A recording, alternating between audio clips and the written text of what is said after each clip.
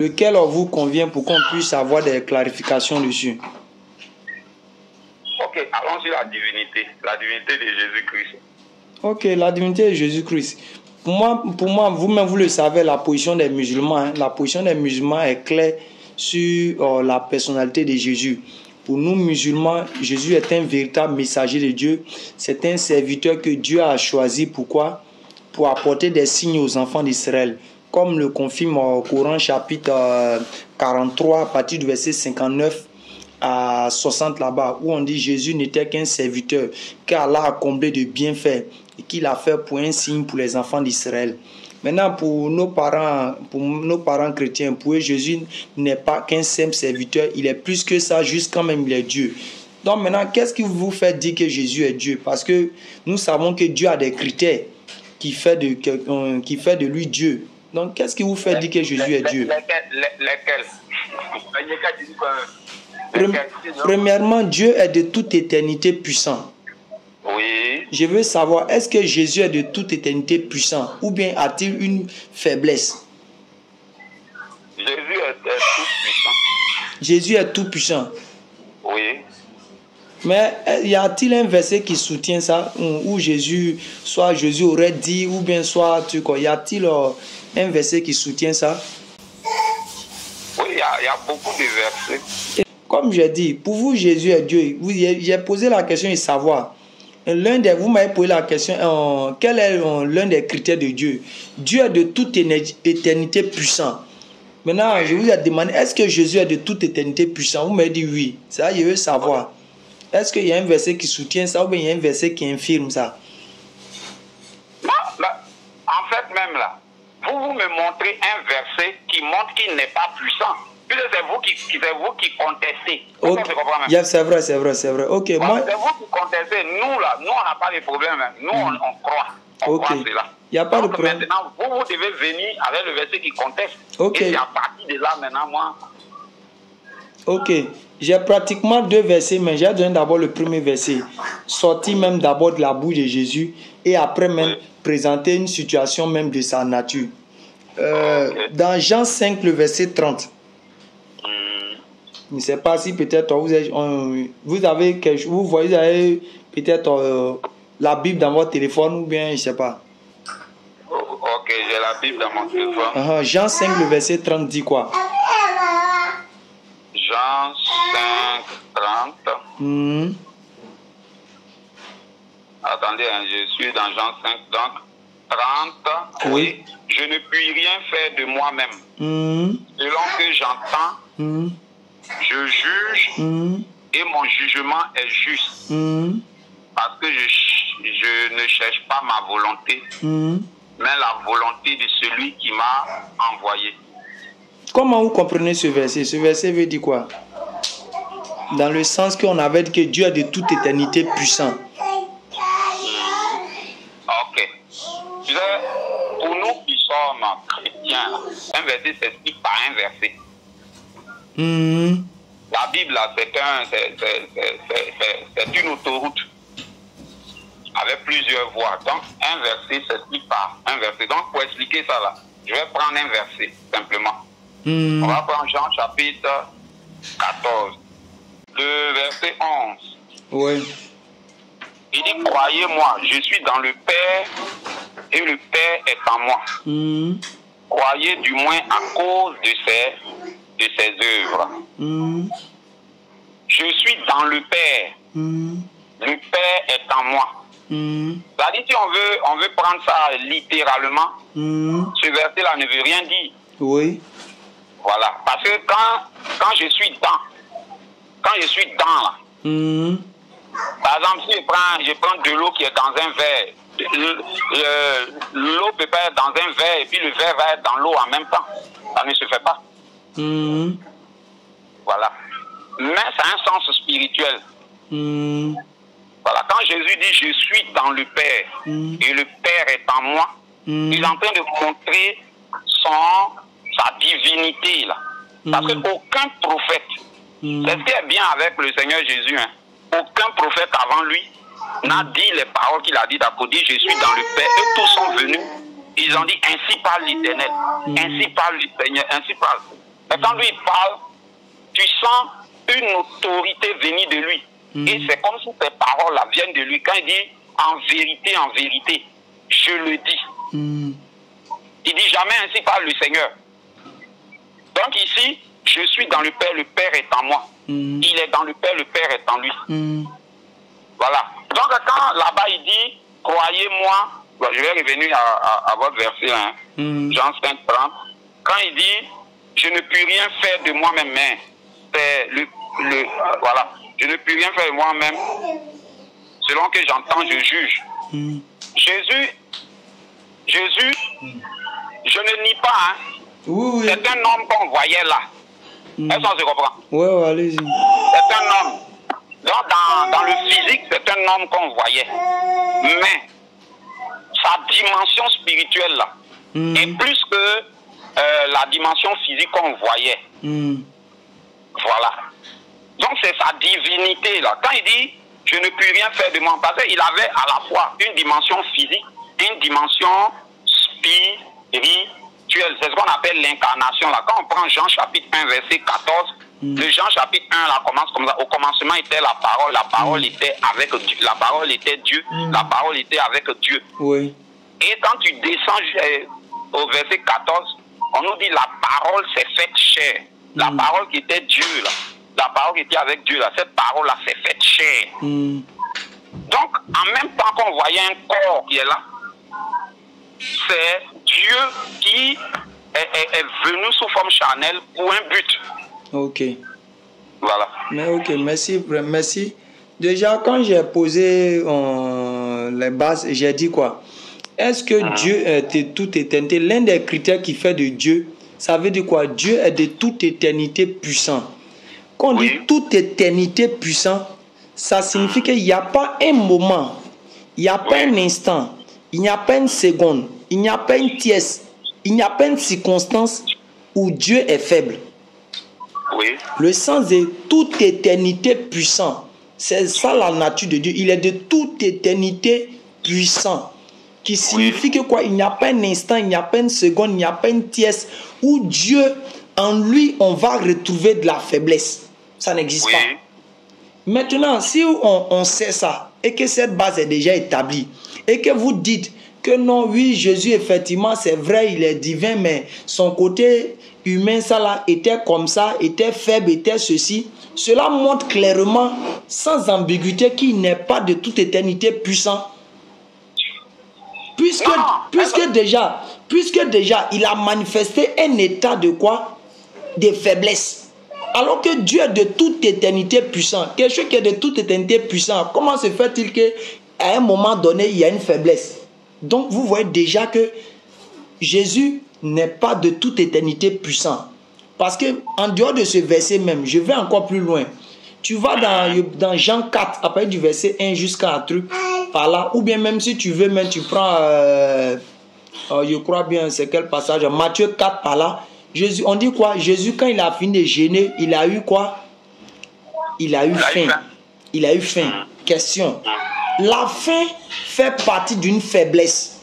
La faim fait partie d'une impuissance de l'état et de la nature de l'individu qui est là. Alors que Dieu, tu prends, je crois bien, Psaume 50 à partir du verset 10 jusqu'à 12 là-bas, Dieu dit quoi? Si j'avais faim, je ne vais pas vous demander quelque chose. Parce que tout ce qui est dans les cieux sur la terre m'appartient. C'est-à-dire la nature de la faim là, n'est pas à Dieu. C'est pour les créatures. C'est les créatures qui ont faim. C'est les créatures qui ont le désir de vouloir avoir quelque chose pour se soulager. Mais Dieu ne fait pas partie de ça. Alors que Jésus fait partie.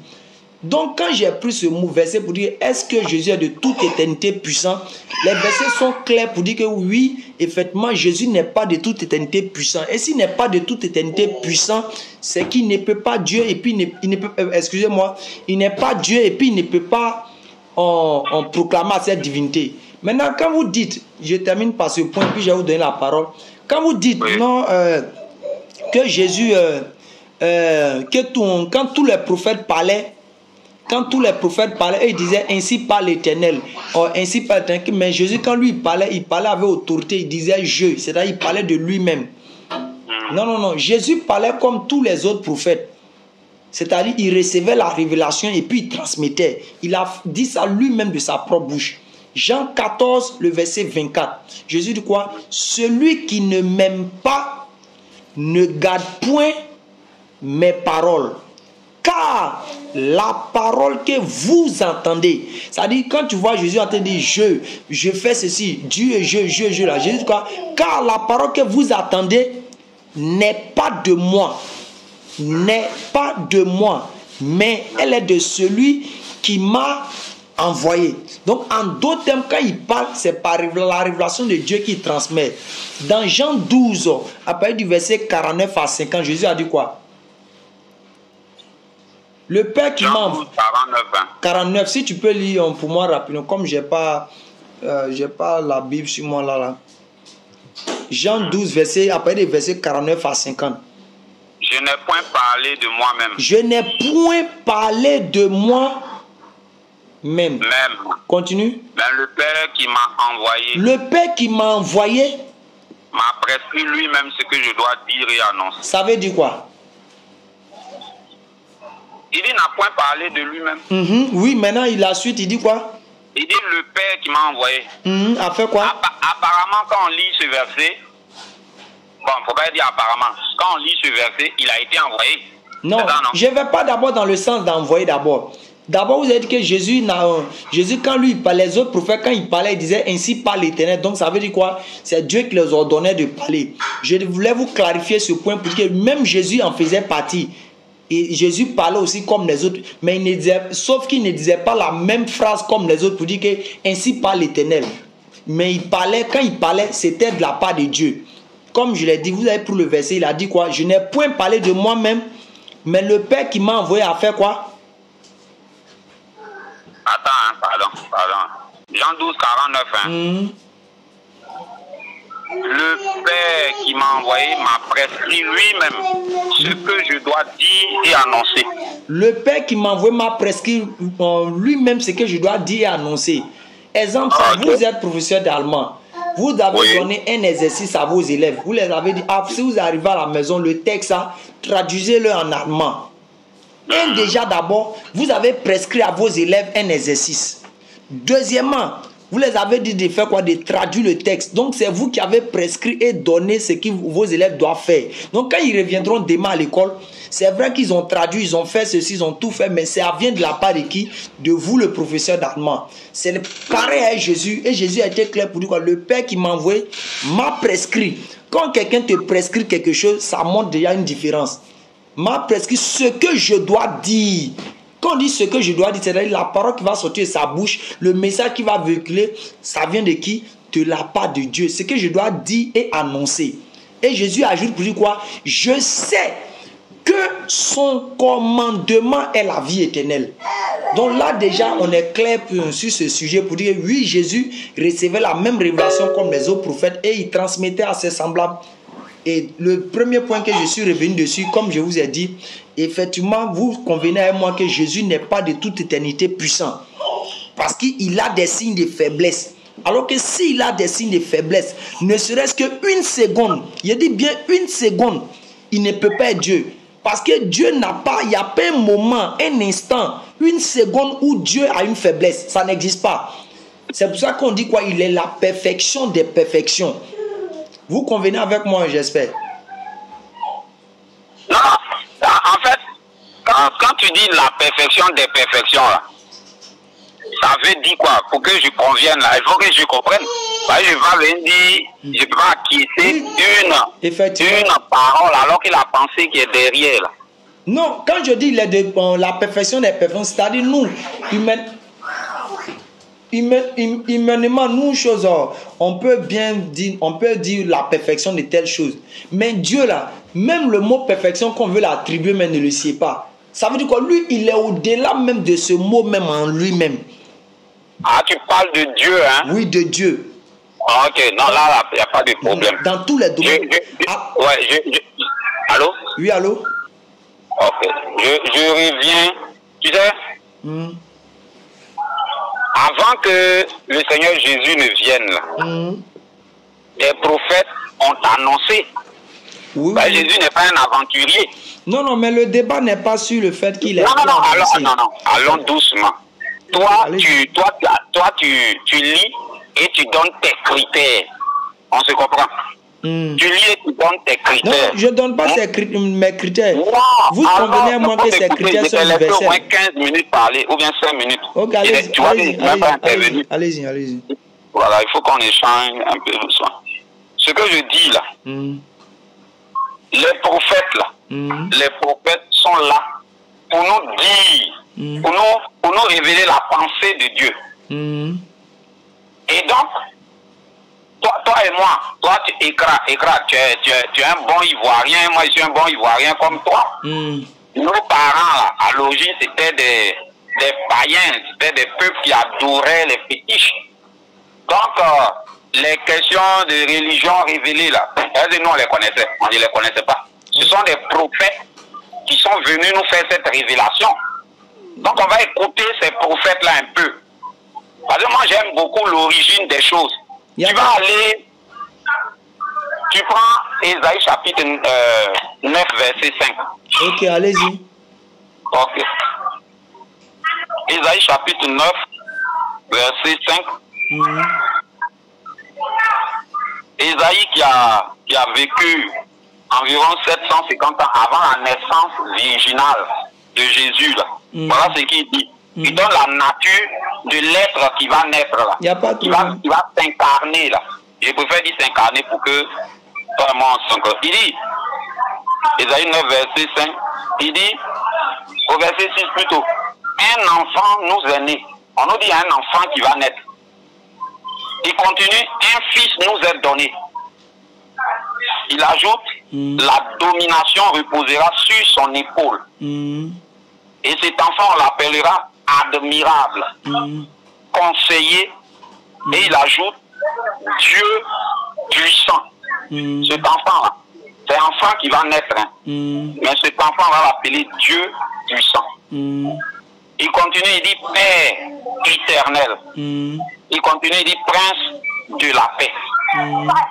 Donc je vais te poser cette question simplement. Tu as écouté ma lecture, hein? Oui, j'ai écouté votre lecture.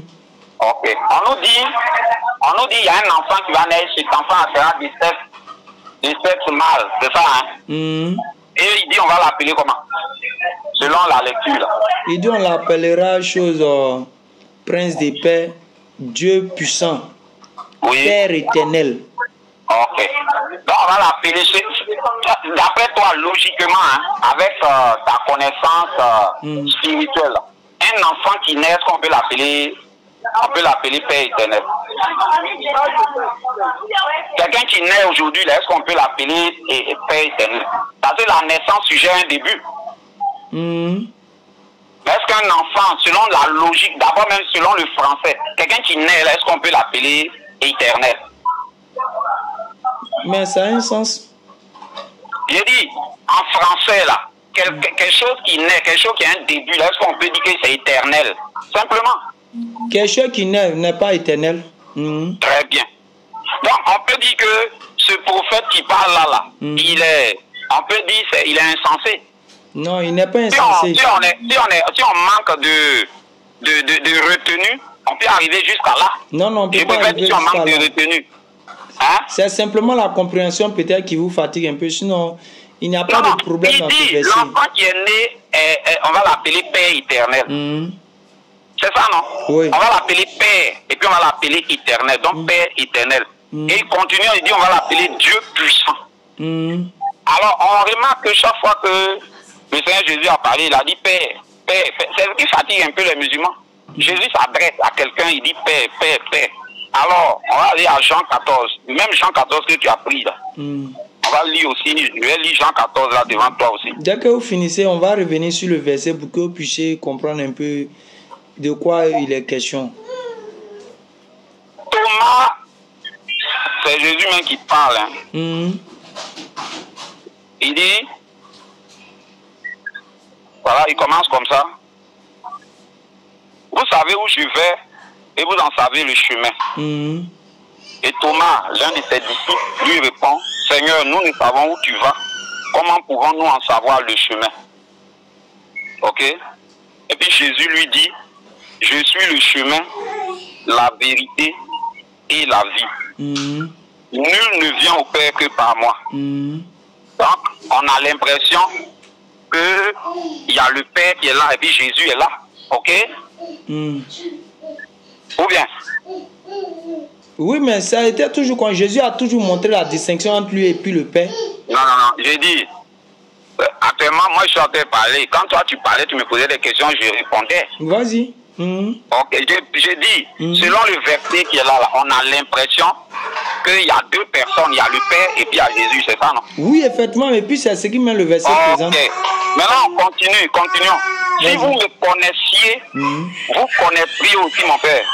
C'est Jésus qui parle maintenant. Si vous me connaissiez, vous connaîtriez aussi mon Père. Et dès maintenant, vous le connaissez et vous l'avez vu. Dès maintenant, vous le connaissez et vous l'avez vu. Qui était devant les disciples là qui parlaient là? C'est Jésus. Quand Dieu est esprit, ça veut dire que Dieu est invisible. Jésus dit à ses disciples, vous l'avez vu. Un esprit, on ne le voit pas. Dans sa nature, dans son essence là. C'est qui est esprit qui est invisible, on ne le voit pas. Mais Jésus dit, vous l'avez vu. Il prend ça, il prend même, et c'est un passé. Hein. Il dit, dès maintenant, vous le connaissez. Ça, c'est un présent. Et vous l'avez vu. Alors, Philippe, maintenant, va lui poser la question au verset 8. Seigneur, montre-nous le Père. Parce que depuis, là, tu es là. Quand vous priez, dites notre Père qui est aux cieux. Et quand tu pries, même toi, tu es là, notre Père. Notre Père, notre Père. Montre-nous le Père aujourd'hui, là. Et le Jésus dit, il s'en va. Alors Philippe, il veut se rassurer. Montre-nous le Père et cela nous suffit. Et puis Jésus répond, il y a si longtemps que je suis avec vous. Ma question là, c'est qui Philippe veut que Jésus lui montre?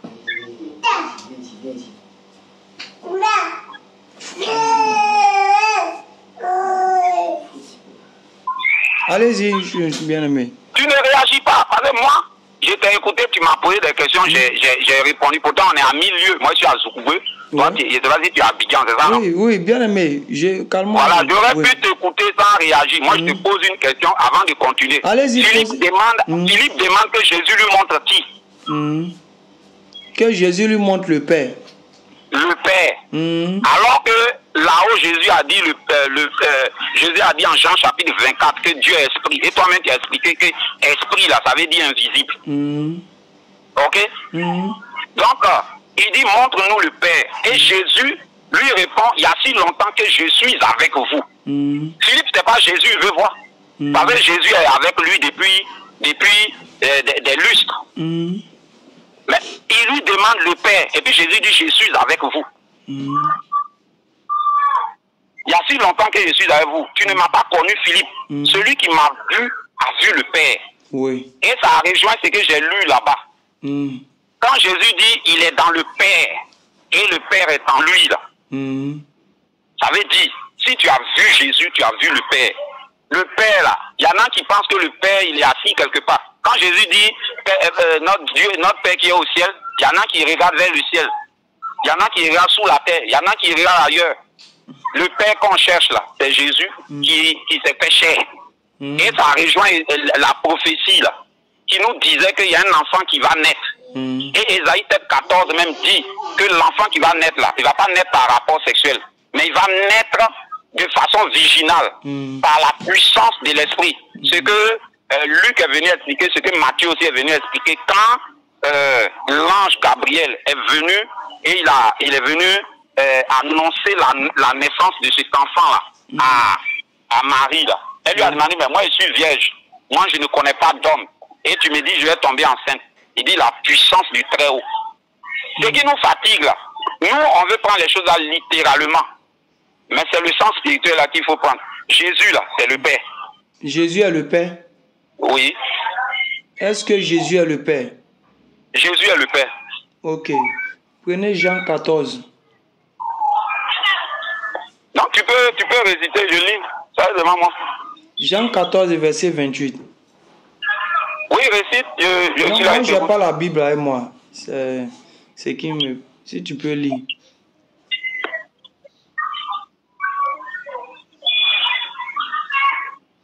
avez entendu que je vous ai dit, je m'en vais. Je reviens vous. Si vous m'aimez, je reviens vers vous. Si vous m'aimiez, vous vous réjouiriez de ce que je vais au Père. Car le Père est plus grand que moi. Ça veut dire quoi? Ok. Je vais te poser une question avant de te répondre. Tout à l'heure, j'ai cru entendre un bébé à côté de toi. C'est ça? Elle est qui pour toi? C'est mon fils. Ah, c'est ton fils. Et toi, tu es qui pour lui? Je suis son père. Ok. Maintenant, je vais te poser une question. Père, là, c'est ton nom?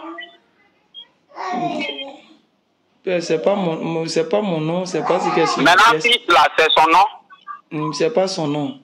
Ok. Ça veut dire que père, c'est quoi alors? Quand on dit tu es le père de cet enfant-là, c'est quoi alors? Je suis son géniteur, c'est moi, je l'ai mis au monde. Aussi, non, ça c'est le sens premier. C'est une position, c'est un titre, c'est une position. Quand on dit père, là, c'est une position. Quand on dit fils, là, c'est une position. Alors, dans le sens spirituel, père, quand Jésus dit père, c'est par rapport à la dimension de Dieu dans sa nature intrinsèque originelle. Là. Et puis, quand il dit fils, quand lui il dit le fils de Dieu, quand il dit le fils de Dieu, il parle de lui là. C'est par rapport à son incarnation, par rapport à son abaissement. On va prendre Isaïe chapitre 35. Non, mais non, tu n'as pas encore fini avec ma question. Je dis, Jean 14, verset 28 dit quoi? Il dit le Père est plus grand que moi. Ça veut dire quoi? Mais c'est ce que je suis en train de t'expliquer. Non, ça veut dire quoi? Parce qu'il faut écouter aussi ce que... J'ai écouté ce que vous avez dit. C'est pour ça que je vous pose la question. Quand Jésus dit, vous avez clairement dit ici que Jésus est le Père. Quand on dit Jésus est le Père, comme vous le savez bien, vous êtes professeur. Quand on dit à une chose, monsieur, votre prénom là m'échappe un peu. Monsieur Nyeka, c'est mon nom de famille. Monsieur Nyeka est professeur. Ça veut dire que vous êtes professeur, point barre. Il n'y a pas fait dire c'est rentré, c'est aller à gauche, à droite ici. Maintenant, quand vous avez dit que Jésus est le Père, là, ça veut dire que c'est Jésus qui est le créateur, en d'autres termes, qui est Dieu tout puissant. Maintenant, Jésus dit, dans Jean 14, verset 28, le Père est plus grand que moi. Ça veut dire quoi?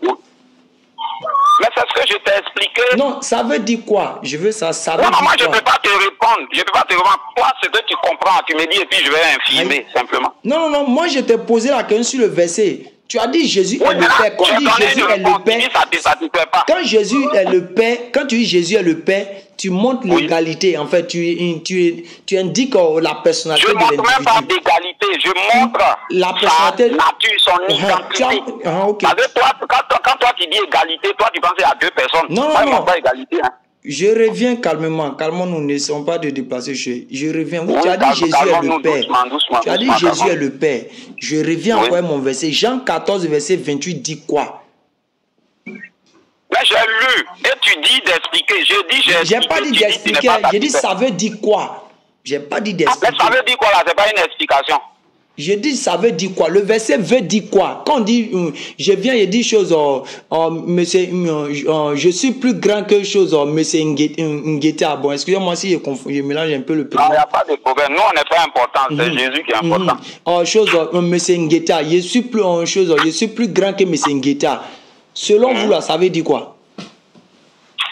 Bon, moi, tu sais, les choses humaines, parce que le problème des... Non, allons doucement. Jésus a clairement dit, si on ne vous explique pas les choses terrestres, vous ne pouvez pas comprendre les choses célestes. Pour dire, on a besoin des exemples terrestres pour amener l'homme à comprendre les choses qui sont célestes. Donc, votre histoire de dire non, que les choses humaines, épargnez-nous un peu ça. Nous revenons, on prend ça pour pouvoir expliquer des choses très simples. Comme c'est toi qui as pris l'exemple pour expliquer. Moi, je ne peux pas te répondre. Je ne suis pas encore venu même sur Ésaïe 9 pour vous montrer que ce que vous avez dit ne tient pas la route. Je viens d'abord sur le fait pour vous montrer que Jésus n'est pas le Père.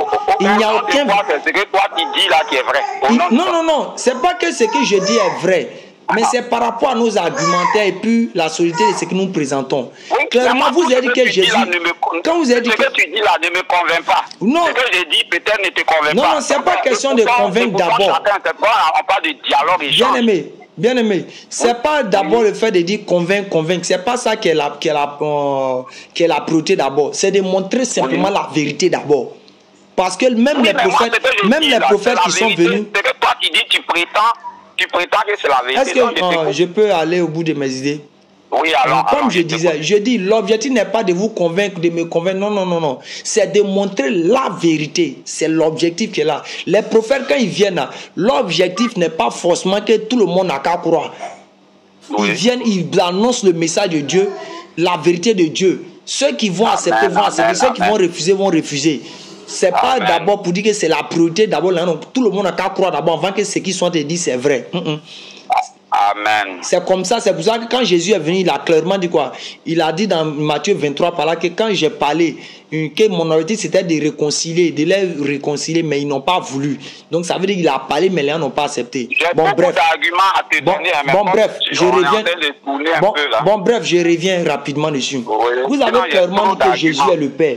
Je vous ai donné un verset qui est là, qui ne souffre d'aucune ambiguïté, sauf que seulement que vous, on veut tordre le sens. Quand vous venez me dire non, quand on dit Père, c'est une position, quand on dit Fils, c'est tant. C'est pas, je n'ai pas demandé que signifie Père, que signifie Fils. Et puis dans le verset même en question, il n'est pas mentionné Fils et Père pour que vous puissiez faire une relation dedans. C'est mentionné clair où Jésus dit quoi? Le Père est plus grand que moi. Point barre. Ça montre déjà la supériorité du Père par rapport à Jésus. Ça, c'est 1. 2. Jean 20, le verset 17. Jésus dit quoi? Il dit, ne me touche pas. Il dit à Marie de Magdalene, ne me touche pas. Mais va trouver mes frères. Et dis-leur, je monte vers mon Père, qui est aussi votre Père. Je monte vers mon Dieu, qui est aussi votre Dieu. Nous sommes allés à l'école. Quand on dit mon Dieu, ici, ça rentre dans un sens de l'adjectif possessif. Et quand ce sens est attribué à Dieu, ça montre que c'est lui qui nous a créés, lui qui nous a donné la vie. Donc quand Jésus dit, je monte vers mon Père, qui est aussi votre Père, là, ça dit, Jésus a fait savoir à ses disciples quoi? Il a un Père qui est aussi le Père à ses disciples. Quand il continue encore par la suite pour dire que je monte vers mon Dieu, qui est aussi votre Dieu. Quand on dit mon Dieu à quelqu'un, il dit mon Dieu, ça signifie noir sur blanc. Pour celui qui ne veut pas se tordre le cou, ça signifie quoi? C'est celui qui m'a créé, mon créateur. Donc quand Jésus dit mon Dieu là, on ne doit pas venir chercher à dire non, il a dit ici, il a dit là. Ça, clairement, ça prouve là, noir sur blanc que quoi? C'est celui qui l'a créé, donc il est en train de parler. Je reviens maintenant sur votre passage d'Ésaïe 9.5. Premièrement, le passage d'Ésaïe 9.5. Attends, Eka. Oui. Eka, tu vois que tu te permets de prendre au moins 10 minutes, mais tu ne laisses pas les autres parler. Hein. Mais moi, je vous ai laissé tout. Non. Et puis quand il finit là, quand quelqu'un parle, il fait 2 minutes net, j'ai l'impression que tu ne peux pas rester... Non. Moi, je suis là, je regarde le portable. Hein, Non. Ne faisons pas ça. Ne faisons pas ça en déplaçant ce qu'on est en train de faire. C'est ce que vous avez dit là. C'est 15 minutes et puis l'autre t'écoute. C'est pas comme ça. Non, c'est pas comme ça. Écoutez-moi. C'est votre argument que vous avez développé. Vous avez développé pratiquement tous les 3 à 4 points. Ce sont ces 4 points que je suis en train de faire quoi? Faire ressortir des choses dedans. C'est pas que je suis en train de prendre le temps. Vous avez parlé d'Ésaïe. Vous avez parlé de Jésus en train de dire qu'il est le Père. Vous avez parlé... Allons avec Ésaïe là. Allons avec Ésaïe, oui. Donc, je reviens sur Ésaïe. Vous avez dit Ésaïe 9.5.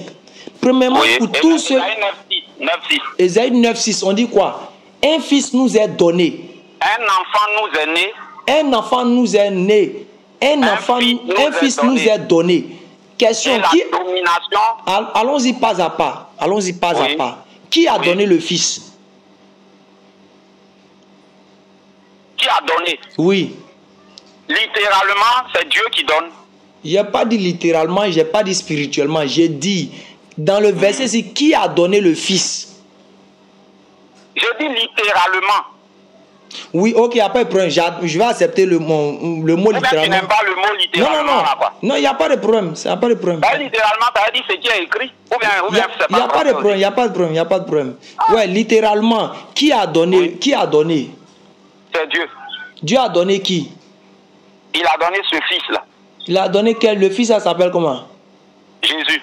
Donc, Dieu qui a donné le fils, c'est Dieu encore. C'est Dieu lui-même encore. Oui. Maintenant, c'est pourquoi je te dis... Non, calmons-nous. Vous avez dit non. Mais tu peux pas... Non, monsieur Ngueta. Bon, alors quand tu vas finir, je vais te réexpliquer. Monsieur Ngueta, soyons cohérents. Et quand vous avez parlé, vous avez dit le français là. Quand on parle du français là, le français, on ne tord pas le sens du français. Quand on vient, on dit donner quelque chose à quelqu'un. Et puis se donner soi-même, c'est deux choses différentes. Ici, le verset est clair. Vous-même, vous avez reconnu pour dire quoi? C'est Dieu qui a donné Jésus. Mais on est allé à l'école. Vous êtes professeur. Quand on dit Dieu a donné Jésus, comment Dieu va donner Jésus? Et puis Jésus, là, c'est Dieu qui l'a donné. Ça n'a pas de sens. Ce n'est pas cohérent. Je continue pour terminer. Puis vous allez continuer. La suite du verset dit quoi?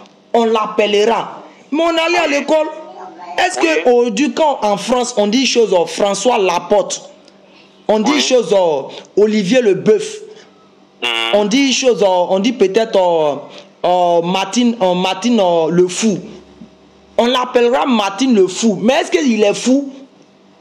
Quand on dit François Poubelle, quand on dit appeler quelqu'un, est-ce que ça veut dire que c'est la nature de la personne? On est allé à l'école quand même. Moi, on m'appelle en chose le président. Est-ce que ça veut dire que je suis président? Non. Donc quand le verset vient vous dire qu'on l'appellera Dieu Tout-Puissant, on l'appellera ne veut pas dire être. Ça c'est le clair. Maintenant je reviens dans l'historique maintenant du verset. Le verset ne parle nullement de Jésus. Le verset parle de quoi? Du fils du roi Akaz. Vous retournez dans Isaïe 7 à partir du verset 1 à 14. Il demandait un signe à l'Éternel. Il demandait un signe à l'Éternel. Donc Dieu maintenant on parle au travers de la bouche d'Isaïe pour dire voici le signe qui va prendre pour pouvoir avoir son truc, son miracle. Et Dieu maintenant lui dit quoi? Un fils va naître. Voici ce qui va convenir. Le verset ne parle nullement de Jésus. Et même si on va même dans le sens que ça parle de Jésus, ça ne montre pas encore qu'il est Dieu. Parce que le verset est clair en disant que quoi? Dieu a donné. Quand Dieu donne, Dieu n'est pas ce qu'il a donné. Quand même. En fait, vous dites qu'on a lu quelque chose littéralement. Mais quelque chose qu'on lit littéralement, pourquoi on veut tordre le sens? Non, je vous laisse la parole. Allez-y. Je vais parler un peu. Ok. Tu sais, ton problème là. Il ne s'agit pas de mon problème. Développer, c'est ce qui est important. Non, il y a dit ton problème d'abord. Allez. Okay, tu peux te permettre de dire mon problème. Nous sommes frères en humanité. Allez-y. C'est pas un problème. Ça, c'est pas une injure. Ton problème là, c'est que toi, tu es dans, c'est-à-dire, ta foi là, elle est dans la chair. Tu comprends, non? Tu vas comprendre les choses spirituelles là. Écoute le verset. Et puis il faut écouter quelque chose. Allez-y.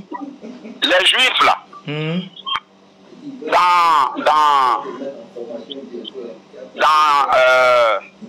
chez les Juifs, voilà, chez les Juifs, le nom là, c'est une identité, ça c'est un.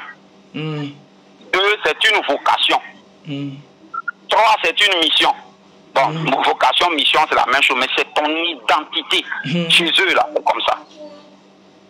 Ça va? Alors, cet enfant qui est né, là, tu sais que les Juifs, ils ne sont pas polythéistes, ils sont pas des... Tu ne peux pas t'amuser chez les Juifs à te faire appeler Dieu puissant, et puis ils vont te laisser. Dieu puissant en hébreu, là, c'est El Gibor, qui est un nom réservé simplement à Dieu. El Gibor.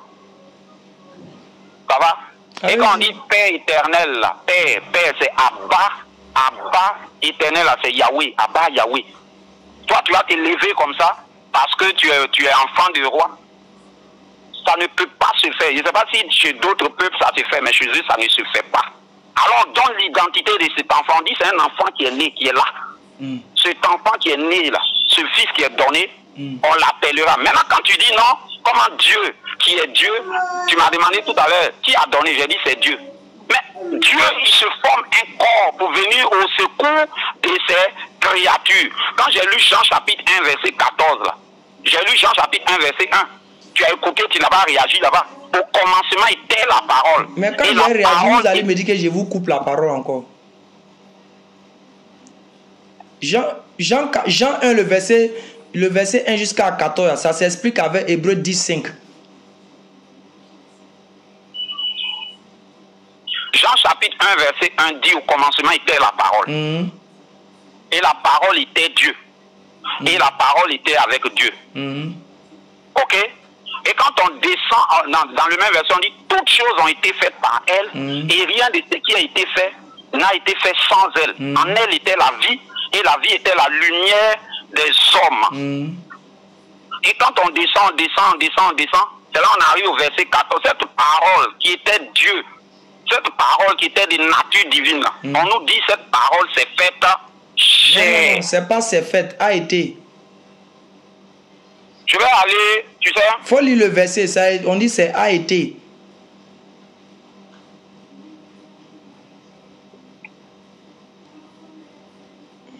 Monsieur Ngueta. Non, mais attends, il n'y a pas de problème. Tu m'as dit a été, non? C'est pas a été ici. La parole a été faite, voilà. La parole a été faite chair et elle a habité parmi nous.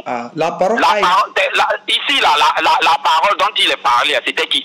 Selon ce verset-là, je n'ai pas demandé. Rectifions ce que vous avez dit.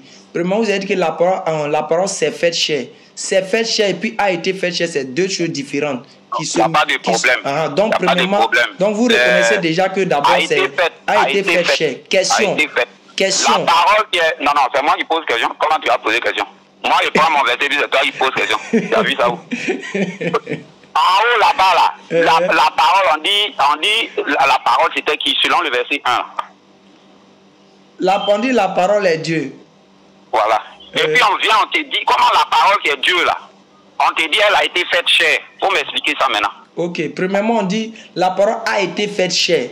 Question qu'on doit se... d'en haut là-bas. Faut commencer par le haut. La parole qui est Dieu là. Vous expliquer. Comment elle a été faite chair? Faut commencer pour m'expliquer la parole qui est Dieu. Ça veut dire quoi? Et puis tu viens maintenant. Mais ne vous agitez pas, laissez-moi vous expliquer. Non, moi il n'y a pas d'agitation, il ne faut pas sauter et puis venir à ce qui t'arrange. Tu m'expliques. Je ne viens pas à ce qui m'arrange.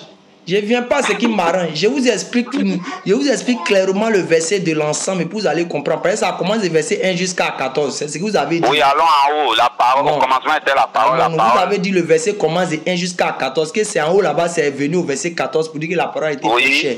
Oui, allons. Pour toute personne qui veut comprendre le verset, on dit la parole a été faite chair. Question, la parole a été faite chair par qui? Prenez-moi Hébreux 10, le verset 5. Je vais prendre, oui, mais je reprends. C'est pour expliquer le verset là, ça explique et puis on va avancer sur d'autres points. Hébreux 10, 5 explique le verset puis on avance. Jésus que tu dis que c'est lui-même, il va t'expliquer ça et puis on va avancer. C'est pourquoi Christ, entrant dans le monde, dit, tu n'as voulu ni que sacrifice ni offrande, mais tu m'as formé un corps. Tu m'as fait quoi? Tu m'as formé un corps. Qui est en train de parler là? C'est Jésus. Il dit quoi? C'est le Christ Jésus qui parle. Oui, il dit quoi? Il dit, tu n'as voulu ni sacrifice ni offrande, mais tu m'as formé un corps. Qui lui a formé le corps là? C'est Dieu. À travers quoi? Bon, ici, ils n'ont pas expliqué. Je ne sais pas si tu peux me dire... Tu peux me dire ce que tu avais du mal à comprendre dans Jean 1.1. C'est ça que là. C'est là. Tu m'as formé un corps là. C'est avec quoi? Donne-moi le moyen simplement. Je t'explique. Là, il y a, dans le verset de Jean 1.1, en descendant par là, on dit quoi? Toute chose a été faite par la parole. La parole qui est. La parole qui est. Toute chose a été faite par la parole. Toute chose. Laissez-moi terminer. On dit toute chose a été faite par cette parole. Jésus dit quoi? Tu n'as voulu ni. Continue et puis tu avances. Laissez-moi terminer, monsieur Ngueta. Moi, j'ai besoin d'exactitude. Toutes choses ont été faites par la parole qui est qui. Et puis tu avances. On peut s'expliquer tranquillement pour avancer. Non, parce qu'il ne faut pas sauter cette partie. Je ne saute pas. Ok, même si je vais sur cette base encore, on va vous poser des questions, vous n'allez pas pouvoir répondre. Donc, calmez-vous, on va vous expliquer. Maintenant, si toi, tu n'acceptes pas, ce n'est pas un problème. Non. Est-ce que vous me comprenez? Vous avez clairement dit quoi? Que la parole qui est Dieu là, on s'est fait chair. On a rectifié pour dire non, non, non, le verset ne dit pas c'est fait chair, mais le verset... Regarde. Hey, allez mettre truc au feu. Excusez. Hein. Non, il n'y a pas de problème. Toi, truc est venu en tiner, c'est pas tu es en train de jouer jeu. Tu finis, tu vas expliquer Matthieu 23, 32. Hein? Maintenant, café, là, on va boire ça à quel moment? Allô? Oui, je suis à vous, excusez. Tu finis, tu vas expliquer Matthieu 23, 34. Il n'y a même pas de problème, il n'y a même pas de souci. Donc, je reviens rapidement. Donc, le verset déjà présente que quoi? La parole, au commencement était la parole. La parole était avec Dieu. Et la parole est Dieu. Et cette parole était la lumière du monde. Le monde ne l'a point connue jusqu'à après on vient au verset 2. Au verset 1, là, ce qui fatigue nos parents, ils ne savent pas que quand on dit au commencement était la parole, vous devez vous poser la question. Est-ce que Dieu a un commencement? Non. Donc quand on dit au commencement était la parole, on veut nous faire comprendre quoi ici? On veut nous faire comprendre l'esprit de Genèse 1.1. Parce que dans Genèse 1, on dit quoi? Dieu dit. C'est-à-dire, c'est avec sa parole que Dieu a tout créé. La parole de Dieu est l'instrument de la création de Dieu. Dieu utilise sa parole pour créer. Mais elle n'est pas Dieu lui-même. C'est-à-dire c'est son instrument pour créer. C'est pour ça que dans Genèse 1.1, on dit... Là, c'est dangereux. Hein? Laissez-moi terminer, puis vous allez avancer. Et puis vous allez me prouver le compte. Vous allez me prouver si ce qui est dit, c'est faux. Je continue, laissez-moi terminer. Donc dans Genèse 1.1, on te fait... L'esprit de Jean 1 te fait comprendre quoi? Là-bas, l'esprit de la création de Dieu. Dans Genèse 1.1, là-bas, on dit, Dieu dit que la terre soit, que la lumière soit, que les choses soient. Donc ça veut dire quoi? Dieu a dit sa parole, puis les choses sont créées. C'est pour ça qu'on te parle dans Jean 1. Maintenant, dans Jean 1, là, le verset ne dit nullement là-bas que quoi? C'est Jésus qui est Dieu. Le verset dit que la parole a été faite chair. J'ai posé la question, a été faite chair par qui? Tu m'as dit par Dieu. On allait dans Hébreux 10, verset 5, qui est clair plus que la lune du 15e jour, où ce verset nous dit quoi? Jésus a dit, tu n'as voulu ni sacrifice, ni offrande. Et on dit Christ entrant dans le monde. Regardez comment le verset commence. Christ entrant dans le monde. C'est-à-dire quand on rentre dans le monde, on a une chair. Quand on rentre dans le monde, on a une chair. Pour vous expliquer le verset de Jean 1, le verset 14. Quand on rentre dans le monde net, on se forme une chair. Alors que si le verset avait dit quoi? Je me suis formé un corps. Vous aurez totalement raison, M. Ngetia. Mais le verset ne dit pas que je me suis formé un corps. Mais le verset dit clairement de la bouche de Jésus quoi? Tu m'as formé un corps. Qui a formé le corps à Jésus? C'est Dieu. Donc Dieu est le maître ici qui forme le corps à Jésus. Mais Dieu forme le corps de Jésus avec quoi? C'est ça qu'il forme avec la parole. Parce que sa parole est son instrument de sa création. Depuis le début, je vous ai dit, est-ce que Jésus était de toute éternité puissant?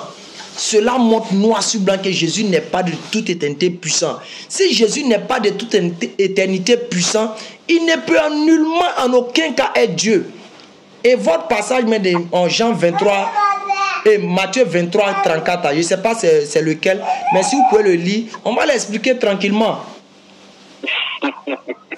Bon, avant que tu n'arrives à Matthieu 24, tu sais, il y a un grand blasphème que tu viens de faire sortir là. Lequel? Putain, allons. Le verset de Jean 1.1 l'a dit. Au commencement était la parole, doucement. Au commencement était la parole.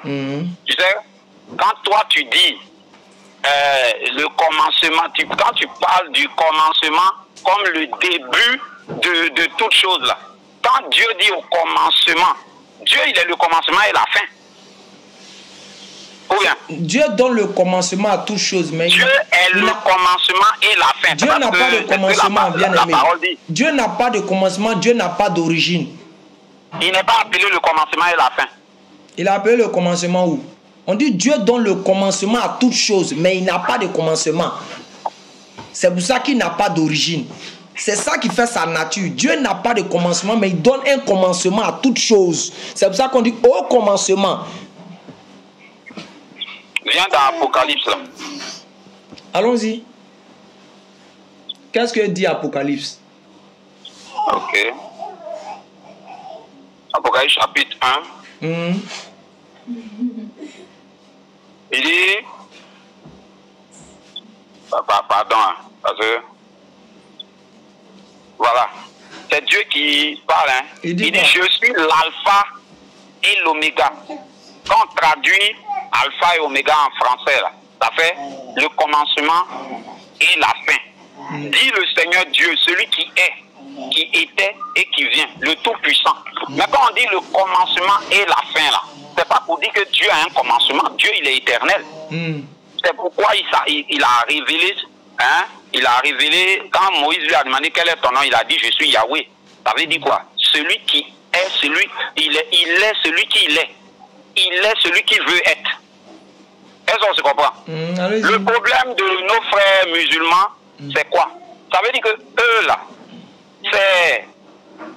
c'est quand même un mérite, mais pour eux, là, c'est littéralement qu'ils comprennent tout. Quand on dit Dieu, on dit Jésus est Dieu. On sait que Dieu, là, il est de toute éternité. Mais à cause du péché de l'humanité, ce Dieu-là, lui-même annonce qu'il va se former un corps. Il n'y a pas de verset qui dit ce que vous êtes en train de dire là. Il n'y a pas un seul verset où Dieu dit il va se former un corps. Ça n'existe pas. Il faut prendre Isaïe 35. Il n'y a pas de prendre Isaïe 35, le verset 4.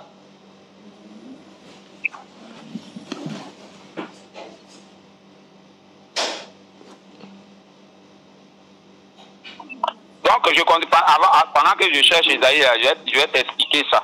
Donc, quand on dit le commencement, il ne faut pas penser que c'est le commencement selon toi et moi, où nous on est nés. Moi, je suis né, par exemple, le 30 mai.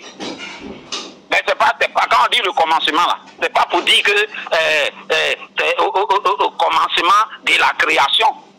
Dieu veut te dire qu'il est sans commencement, sans fin. C'est pourquoi il a appelé l'alpha et l'oméga. Et c'est lui-même. Faut pas dire il est appelé, c'est lui-même qui dit, il dit son nom, je m'appelle l'alpha et l'oméga, le commencement et la fin.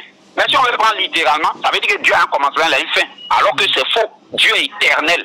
Pour dire, il a tout pouvoir, il a toute autorité. Je reviens là.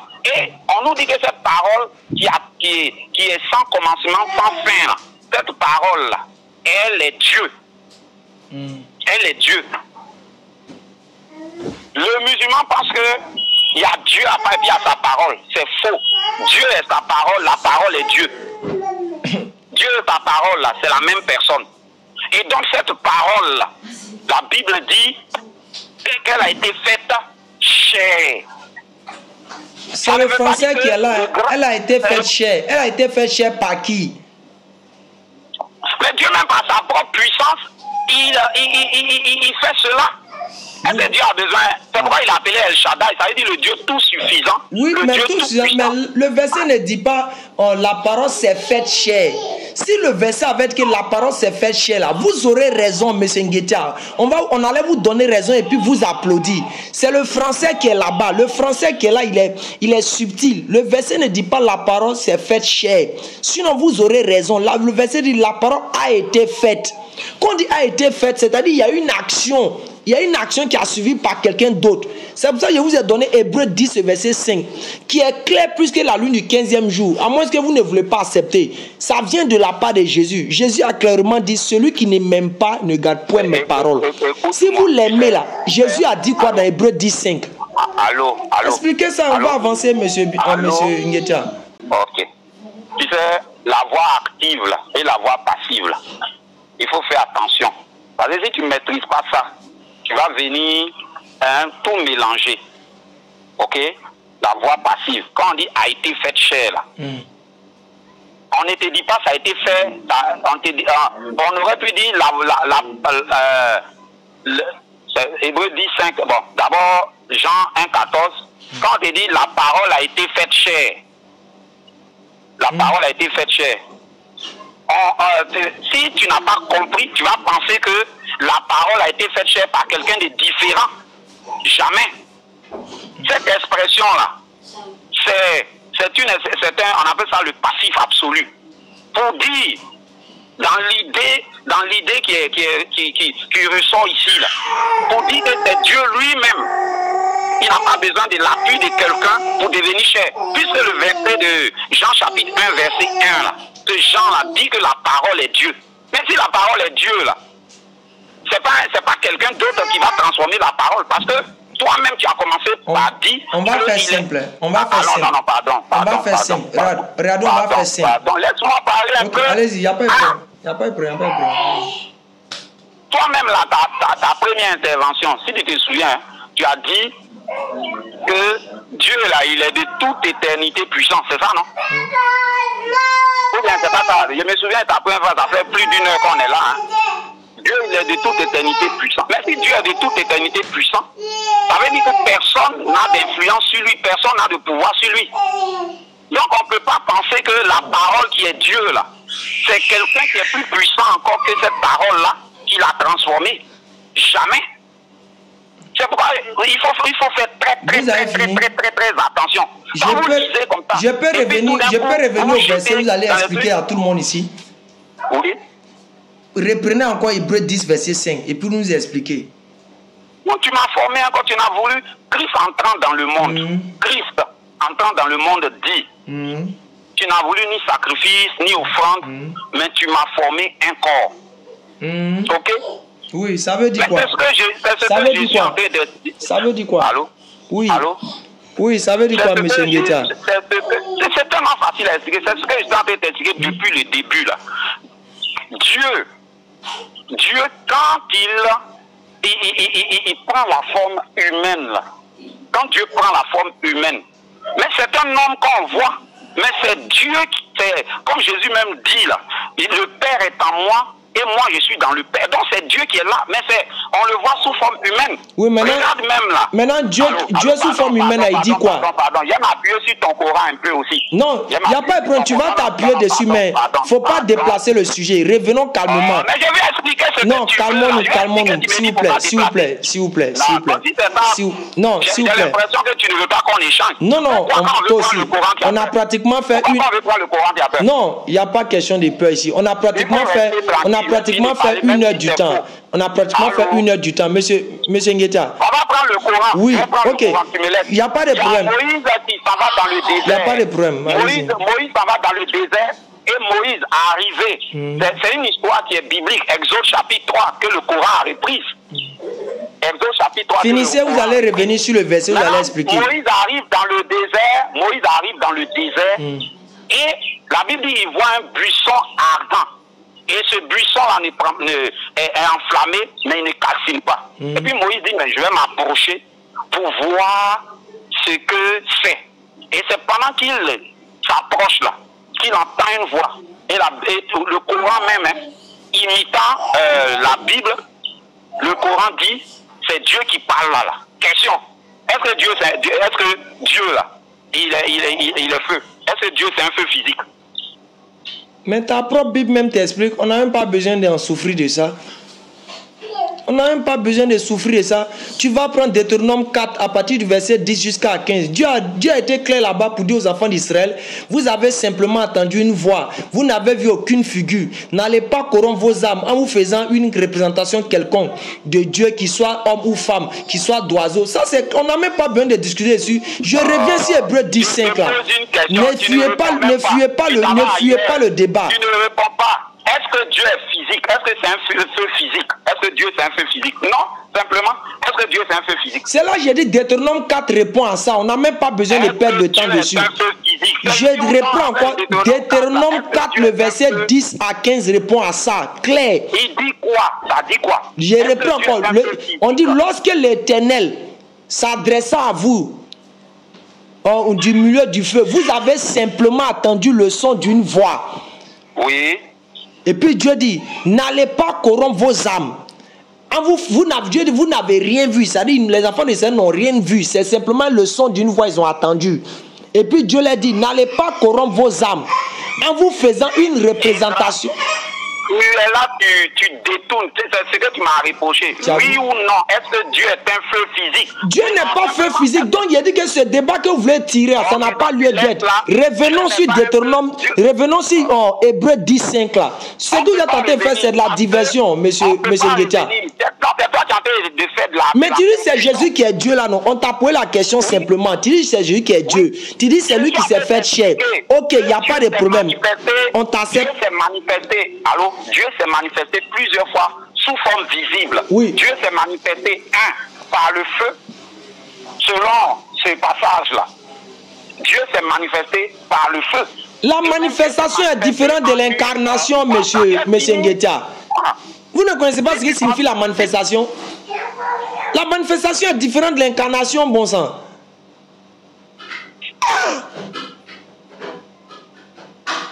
Le passage est là. Reprenez. Incarnation là, tu vas rien m'apprendre. Car nous veut dire chair. Simplement. Ou bien tu sais pas ça. L'incarnation est différente de la manifestation. En latin, la carnus ne veut pas dire chair. Aïe, mais on sait ça, mais j'ai dit, là n'est pas le débat, monsieur Nguetia. Non. Vous voyez, vous êtes en train de dire quelque chose qui me plaît bien ici, en disant que non. Il faut écouter. Ok, il n'y a pas de problème. Il n'y a pas de problème, allez-y. Vous allez revenir sur mon passage. J'ai dit, dès qu'on finissait net, vous allez nous expliquer Hébreux 10:5. Non, mais c'est ce que je suis en train d'expliquer. Non, mais vous n'expliquez pas. Je reprends encore le verset. Peut-être vous êtes en train d'aller ailleurs. Tu m'as formé un corps. Tu m'as formé un corps. Il faut laisser ça là. Tu n'as voulu ni Christ entrant dans le monde. Je connais ce verset. Premier point. Christ entrant dans le monde, ça veut dire quoi d'abord? Christ entrant dans le monde, ça veut dire quoi? Retournons à ton Coran d'abord et puis on va venir à ce verset. Ok, va dans le Coran et puis tu vas revenir sur le verset. Je te donne cette faveur. Va. Ok, c'est pas une faveur, c'est ce qui doit être fait. Tu finis net là, tu reviens à mon verset, tu vas expliquer aux gens et puis après on va se rappeler. Ok. Donc je reviens à ton propre Coran. Allons-y. Dieu s'est manifesté sous forme de feu. Dieu s'est manifesté sous forme de nuée, qui sont des manifestations physiques. Alors que Dieu esprit, il est invisible. Quand tu prends Exode 3, Dieu s'est manifesté, et le Coran même reprend cette histoire. Dieu s'est manifesté sous forme de nuée, Exode 34. Et le Exode 34 dit, Moïse était là, et il y a une nuée qui est venue auprès de lui, et la nuée là parlait, et la nuée disait, l'Éternel, ce Dieu jaloux. Donc Dieu qui est invisible, il peut se rendre visible. Alors c'est ce que Dieu a fait en annonçant par ses prophètes que lui, Dieu là, selon Isaïe 9:5 et d'autres, Isaïe 35, où Dieu parle encore. Je vais lire ce verset là et je vais arriver maintenant à ton Hébreux 10:5 là. Tu vas pas me distraire. Isaïe 35 dit, c'est Dieu qui parle, à partir du verset 4. Dites à ceux qui ont le cœur troublé, prenez courage, ne craignez point, voici votre Dieu. La vengeance viendra, la rétribution de Dieu. Il viendra lui-même. Les musulmans